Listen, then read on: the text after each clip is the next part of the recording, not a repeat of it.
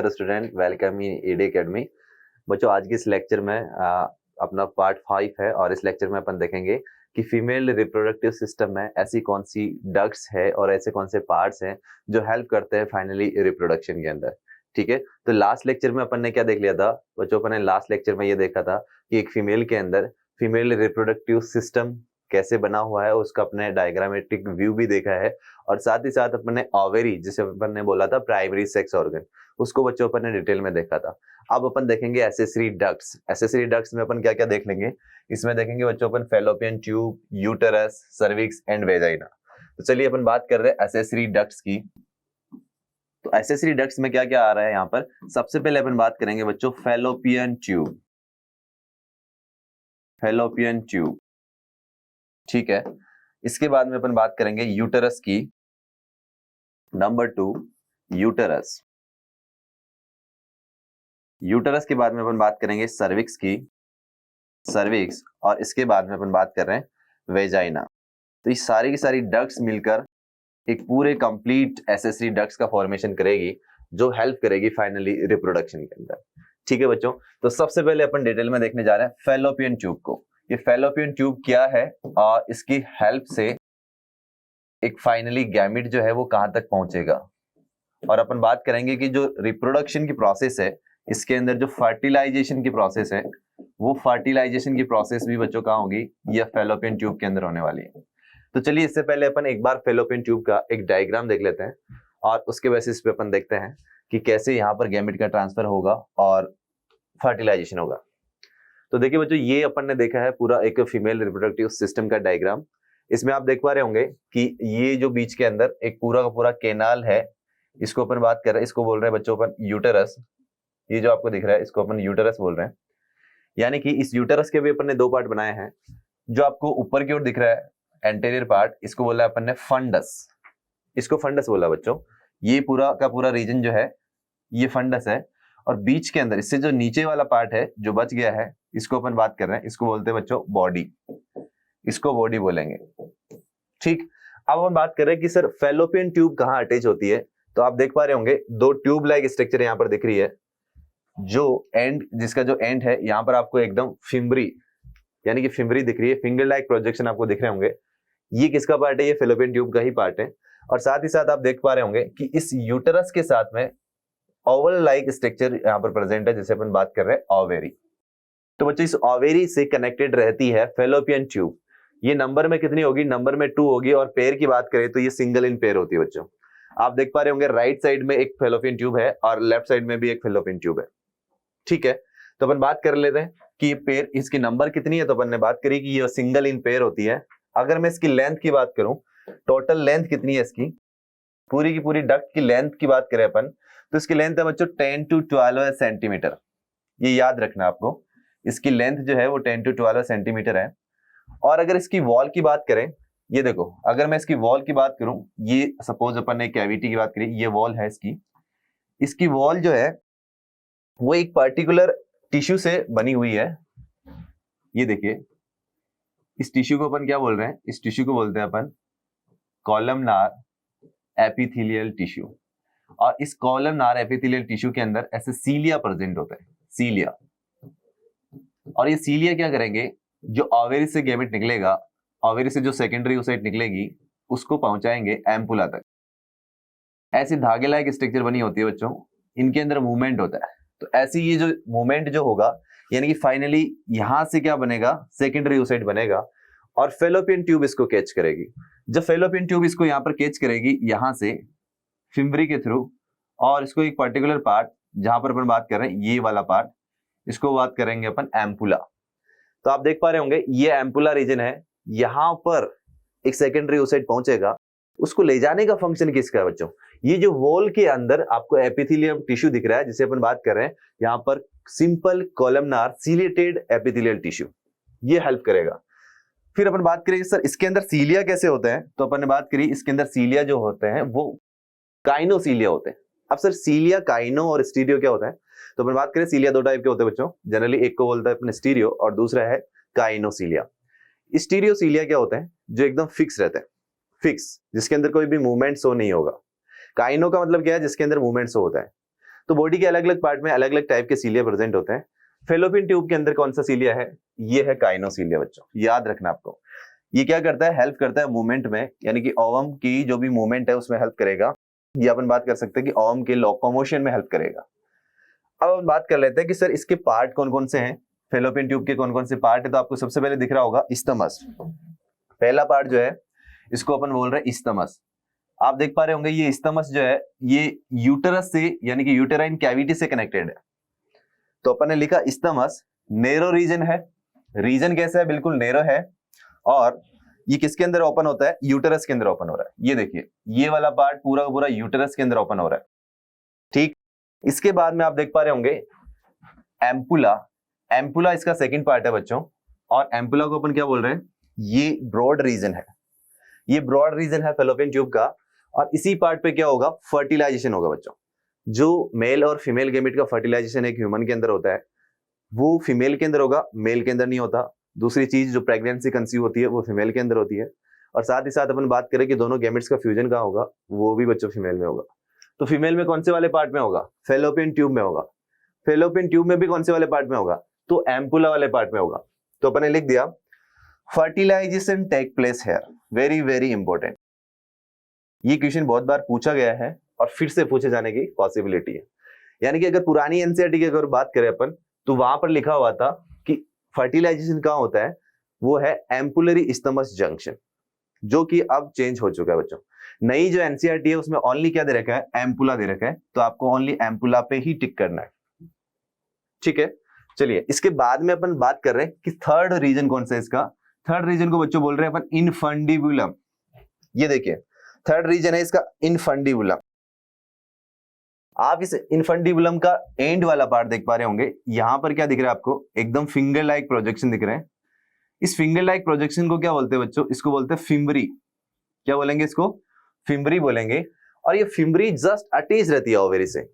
Ovary से just attach रहेगी और ओवेरी से जो भी सेकेंडरी ओसाइट रिलीज होगा उसको कैच करने का फंक्शन होगा, यानी कि ये सेकेंडरी ओसाइट को कैच करेगी। और इसके अंदर एक ओपनिंग रहती है जिसे बोलते हैं अपन ऑस्टिया। फिम्बरी के जस्ट नीचे इनफंडिबुलम के अंदर एक ओपनिंग रहती है बच्चों, इसको बोला अपन ने ऑस्टिया।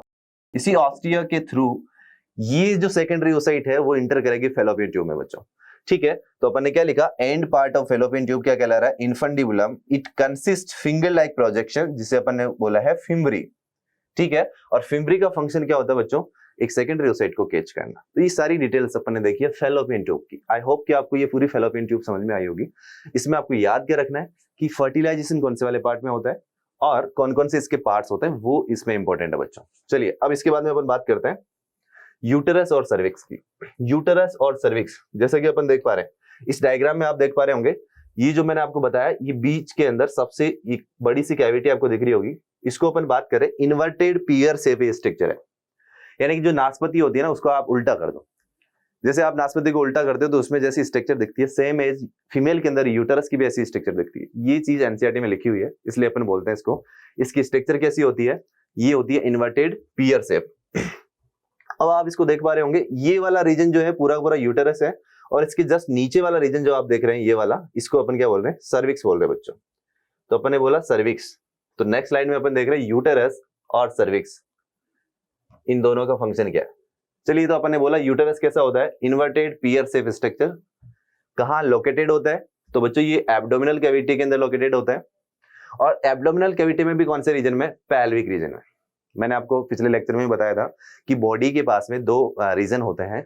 सबसे एंटीरियर रीजन जहां पर अपने फोर लिम्ब अटैच होते हैं बच्चों, इसको बोलते हैं पेक्टोरल रीजन। जहां पर अपने हैंड लिम्ब अटैच होते हैं उसको बोलते हैं पेल्विक रीजन। तो यहां पर अपन बात करेंगे कि यूटेरस कहां प्रेजेंट है, तो पेक्टोरल रीजन में तो नहीं है, वो कहां होगा फिर? पेल्विक रीजन में। आप बात करेंगे एब्डोमिनल कैविटी, तो एब्डोमिनल कैविटी का एंटीरियर पार्ट पेक्टोरल रीजन से कनेक्टेड रहता है, पोस्टीरियर पार्ट पेल्विक रीजन से कनेक्टेड रहता है। तो यहां पर अपन ने क्या लिखा है? Pelvic region. Very very important. इसके बाद बच्चों अपन साइज की बात कर लेते हैं। तो इसकी लेंथ जो है वो 8 सेंटीमीटर है और विड्थ यानी कि लंबाई जो है इसकी 8 सेंटीमीटर और चौड़ाई कितनी है? 4 सेंटीमीटर। मीटर नहीं है, 4 सेंटीमीटर। अगर मैं इसके वॉल्यूम की बात करूं यानी कि पूरी की पूरी कैविटी, यूटेरस की जो कैविटी इसका वॉल्यूम कितना है? तो 80 to 120 ml। इसके अंदर अपन फ्लूइड भी इसमें अपन डाल सकते हैं, तो इतना इसका वॉल्यूम है। तो ये आपको याद रखना है। इसके बाद में अपन लेयर की बात कर लेते हैं। तो इसकी 3 लेयर होती है जनरली, इस डायग्राम में भी अपन देख पा रहे होंगे। सबसे इनर वाली लेयर को अपन बोलते हैं एंडोमेट्रियम। सबसे इनर वाली लेयर को अपन बात कर रहे हैं यहाँ पर, इसको बोलेंगे बच्चों एंडोमेट्रियम। एंडोमेट्रियम के जस्ट नीचे क्या होती है, मायोमेट्रियम। और सबसे पेरिफेरल रीजन पर जो लेयर होती है इसको बोलते हैं अपन पेरीमेट्रियम। तो अपन ने यहाँ पर देखा है कि इसकी 3 लेयर होती है। पहली लेयर को बोला अपन ने, जो सबसे बाहर की ओर है उसको क्या बोलते हैं यहाँ पर, पेरीमेट्रियम। आउटर बोला अपन ने, सबसे बाहर की ओर। और उसके जस्ट बीच के अंदर जो है उसको बोला अपन ने मायोमेट्रियम, जिसे मिडल बोला। और सबसे अंदर वाली को बोला एंडोमेट्रियम। अब अपन इनका फंक्शन देख ले रहे हैं। तीनों लेयर जो यूटेरस की है इसमें पेरीमेट्रियम जो है इसका जनरली फंक्शन होता है प्रोटेक्शन का, यानी कि पैल्विक कैविटी से जो भी एक्सटर्नल यहाँ पर फोर्स लगते हैं उसको रोकने का काम होता है पेरीमेट्रियम का। अगर अपन मायोमेट्रियम की बात करें तो इसके अंदर स्मूथ मसल्स प्रेजेंट होती है बच्चों, स्मूथ मसल्स। ये स्मूथ मसल्स क्या करती है, जब भी एक लेडी के अंदर प्रेगनेंसी चलेगी और प्रेगनेंसी के बाद में जैसे एम्ब्रियो डेवलप होता है तो एक कंडीशन आती है जिसे बात करते हैं अपन पार्चुरेशन या डिलीवरी अपन कहते हैं। तो डिलीवरी के टाइम पर क्या होता है, उसकी यूटेरस की जो मायोमेट्रियम है उसके अंदर माइल्ड कॉन्ट्रैक्शन होता है। इसीलिए यहाँ पर जो मसल्स है वो कैसी है, स्मूथ मसल्स है, यानी कि यहाँ पर होगा mild contraction during during parturition.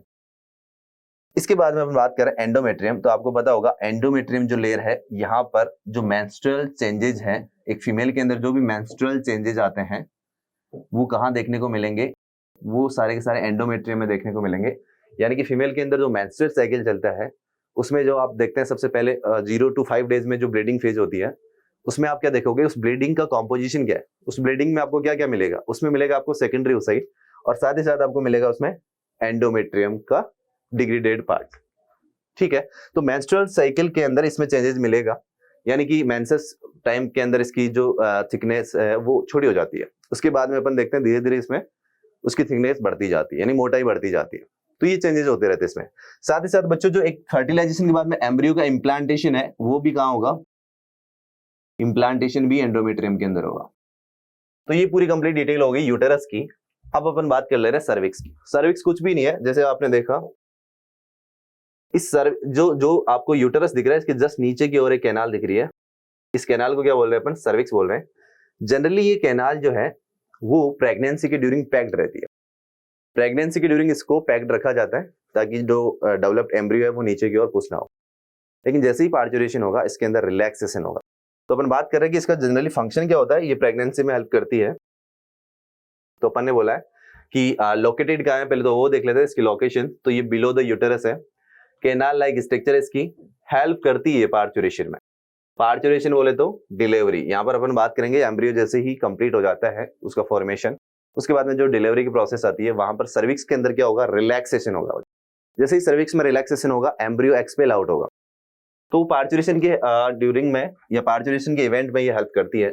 अगर इसकी लेंथ की बात करें बच्चों तो 10 to 12 सेंटीमीटर इसकी लेंथ है। और ये फर्दर किसके अंदर ओपन होगी, तो वेजाइना के अंदर ओपन होगी। तो ये डिटेल अपन ने सर्विक्स की देखी है। अब जो अपने पास में बच रहा है वेजाइना, यानी कि अपन बात करें वेजाइना भी एक एक्सेसरी डक्ट्स है, लेकिन वेजाइना को अपन एक्सटर्नल जेनिटलियल पार्ट में पढ़ते हैं। यानी कि जैसे अपन ने मेल में बात करी थी कि मेल के अंदर एक्सेसरी डक्ट्स थी, एक्सेसरी ग्लैंड्स थी और एक्सटर्नल जेनिटलिया था, जिसके अंदर अपने स्क्रोटम और पेनिस की बात करी थी। सेम है, इसके अंदर भी अपन बात करेंगे एक्सटर्नल जेनिटलिया, जिसमें अपन बात करेंगे वेजाइना की। तो चलिए अपन एक्सटर्नल जेनिटलिया डिटेल में देख ले रहे हैं। एक्सटर्नल जेनिटलिया क्या है बच्चों, एक फीमेल का एक्सटीरियर पार्ट।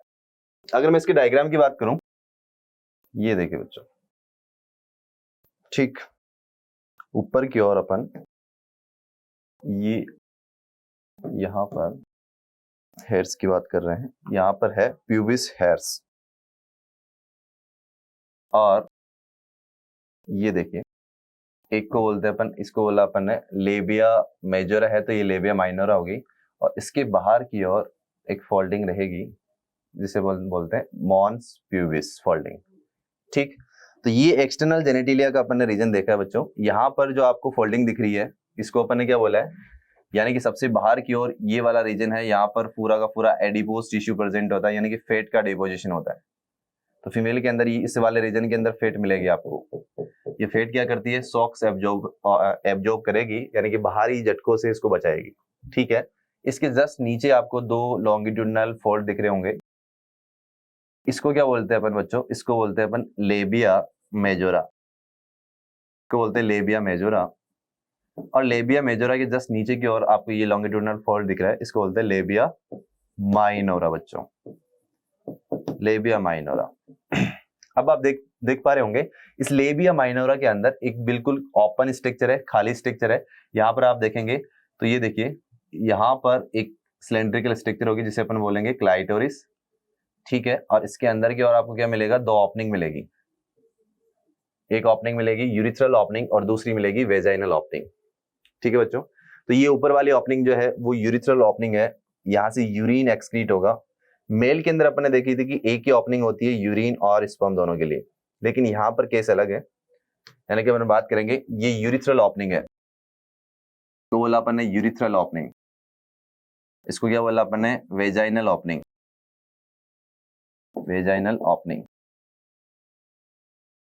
ठीक है बच्चों। यहाँ पर ये जो ओपनिंग दिख रही है आपको, यूरिथ्रल ओपनिंग और वेजाइनल ओपनिंग, इनके पेरिफेरल रीजन पर क्या होती है? दो ग्लैंड्स होती है, और यहाँ पर भी अगेन दो ग्लैंड्स होती है।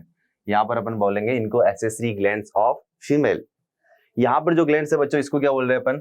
इसको बोल रहे हैं पेरा यूरिथ्रल ग्लैंड, इसको बोलेंगे पेरा यूरिथ्रल ग्लैंड। और इसके जस्ट नीचे की ओर जो ग्लैंड्स है, जो आपको वेजाइनल ओपनिंग के नियर अबाउट दिख रही है, इसको क्या बोलते हैं अपन? इसको बोलते हैं बार्थोलिन ग्लैंड बच्चों, बार्थोलिन्स ग्लैंड्स, ठीक। और ये जो ओपनिंग है इसको बोल रहे हैं अपन एनस। तो चलिए अपन देख ले रहे हैं इस पूरे एक्सटर्नल जेनेटिलिया में अपन ने क्या क्या देखा है। तो अपन बात कर रहे हैं कि इसकी कुछ ऐसी स्ट्रक्चर है जो मेल पार्ट से रिजेंबल करती है, जिसे अपन बात कर रहे हैं होमोलोगस, ठीक है। तो अपन ने देखा यहाँ पर लेबिया मेजोरा जो है, ये वाले स्ट्रक्चर, ये किसके होमोलोगस है? ये वाले स्ट्रक्चर, ये वाला फोल्ड किसके होमोलोगस है? मेल के अंदर। तो अपन ने बात कर रहे हैं मेल के अंदर जो स्क्रोटम है ना बच्चों, उसके होमोलोगस स्ट्रक्चर है, सेम एज, लेबिया मेजोरा। और जो क्लाइटोरिस आपको दिख रहा है, ये जो सिलेंड्रिकल स्ट्रक्चर यहाँ पर बनी हुई है, ये किसके होमोलोगस है? ये पेनिस के होमोलोगस है, मेल के पेनिस के होमोलोगस।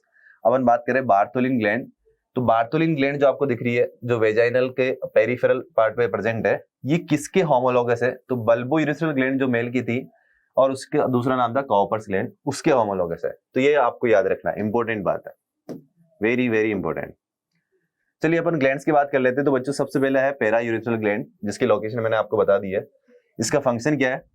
देखो, एक तो वेस्टिब्यूल रीजन में प्रेजेंट होता है। वेस्टिब्यूल रीजन क्या होता है ये देख लीजिए, जहां से अपने क्लाइटोरिस की बात करी और ये नीचे वाला एंड है, इस पूरे एंड को क्या बोलते हैं? इस पूरे रीजन को क्या बोलते हैं अपन? Vestibule reason.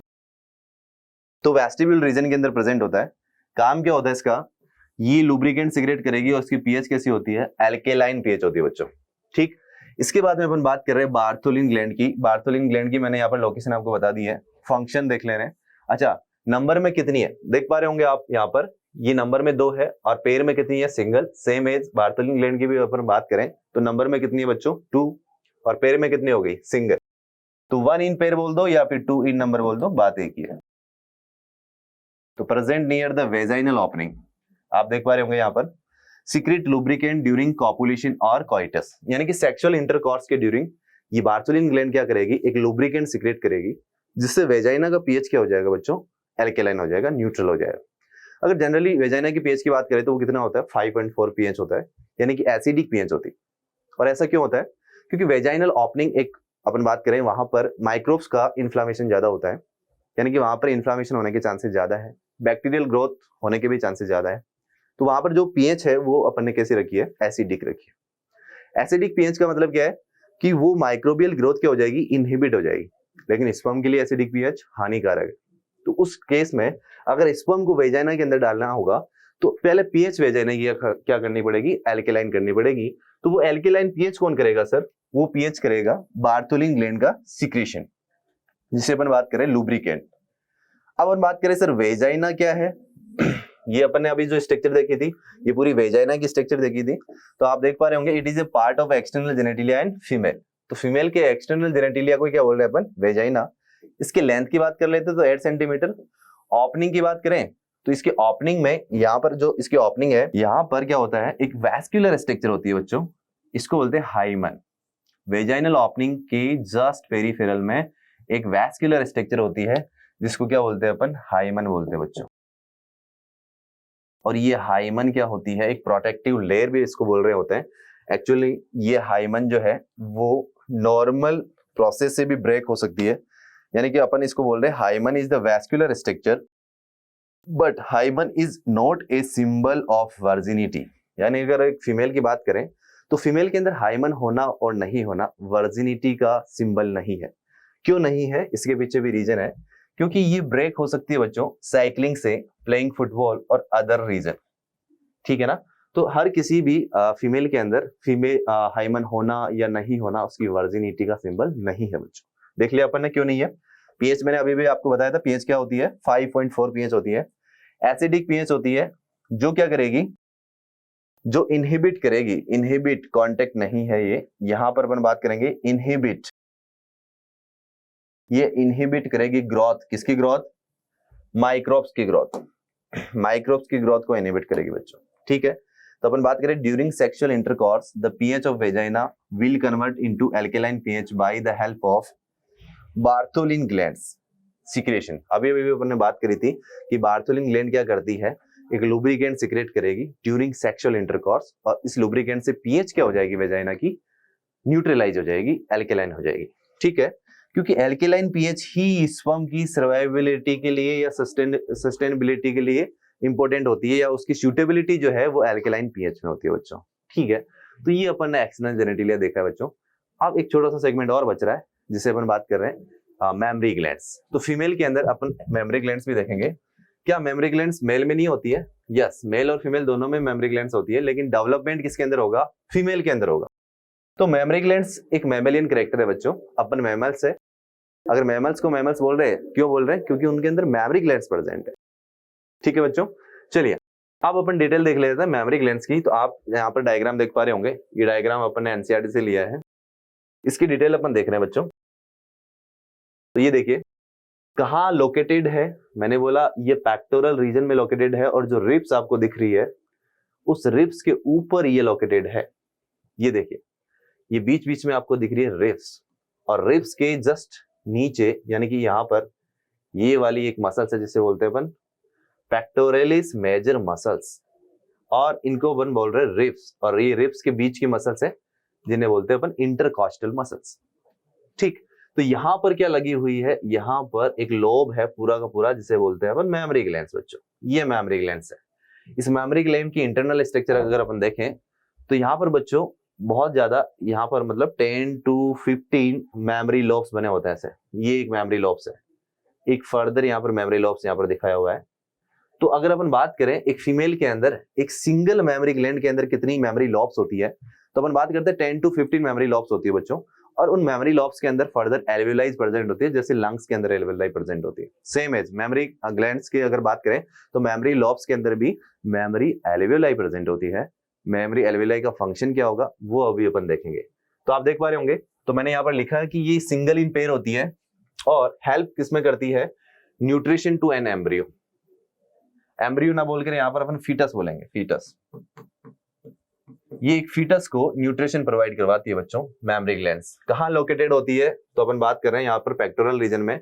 Each mammary gland contain 15 to 20 memory lobes, very very important. ये एनसीईआरटी में गिवन है और आपको याद रखना बच्चों। Each lobes contain various number of alveoli, various number of alveoli. Alveoli is the site at where synthesis and storage of milk will occur। यानी कि अपन देख पा रहे हैं यहाँ पर, ये देखिए ये आपको दिख रहा है एक लोब दिख रहा है, यहाँ पर आपको 2 ही लोब दिख रहे होंगे, लेकिन होता कितना है रियल में 15 to 20 लोब्स होते हैं एक मेमरी ग्लैंड में बच्चों, ठीक। और इन्हीं लोब्स के अंदर आपको दिख रहे होंगे यहाँ पर ये तो बैलून लाइक स्ट्रक्चर दिख रही होगी। इन बैलून लाइक स्ट्रक्चर के को ही बोलते हैं अपन एल्वियोलाई, इनको बोलते हैं एल्वियोलाई। इन्हीं एल्वियोलाई के अंदर मिल्क का सिंथेसिस होगा और स्टोरेज भी होगा बच्चों, ठीक। और सर ये जो मेमरी लोब्स है इनको प्रोटेक्ट करने के लिए यहाँ पर फेट का डिपोजिशन है, यानी कि एडिपोज टिश्यू यहाँ पर प्रेजेंट है। इस एडिपोज टिश्यू के अंदर फेट होती है बच्चों। ये फेट क्या करेगी, एल्वियोलाई को प्रोटेक्ट करेगी, एक्सटर्नल शॉक से बचाएगी। ये देखो, ये पेरिफेरल में आपको जो दिख रहा है ना, ये क्या है यहाँ पर, फेट है, फेट। चलिए इसको अपन बात करें, ये देखो ये फैट का डिपोजिशन है, और ये जो टिश्यू है इसको बोल रहे हैं एडिपोज टिश्यू। बीच बीच में यहाँ पर भी क्या होती है, फैट। ये देखो फैट, यानी कि पेरिफेरल पार्ट में किसका डिपोजिशन है, यहाँ पर फैट का डिपोजिशन है बच्चों। चलिए अपन देख ले रहे हैं कि सर एल्वियोलाई से फर्दर कौन कौन सी डक्ट्स निकलती है और कैसे एक मिल्क का सिक्रीशन मेमरी ग्लैंड से होता है।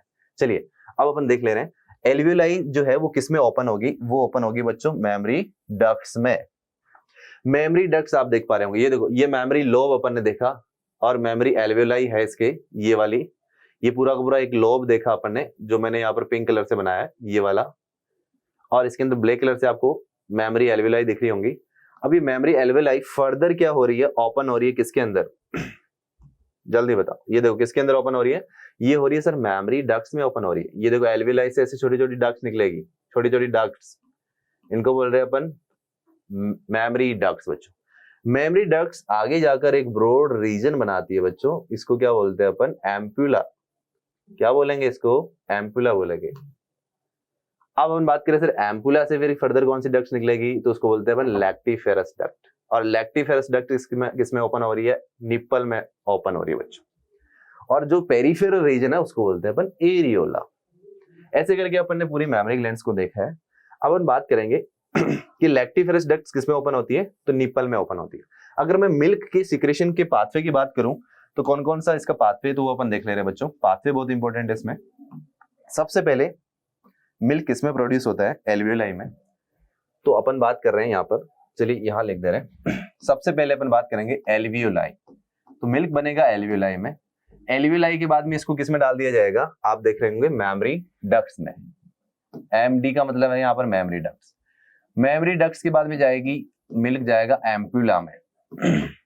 बच्चों एम्पुला के बाद में मिल्क कहाँ जाएगा, लैक्टिफेरस डक्ट में।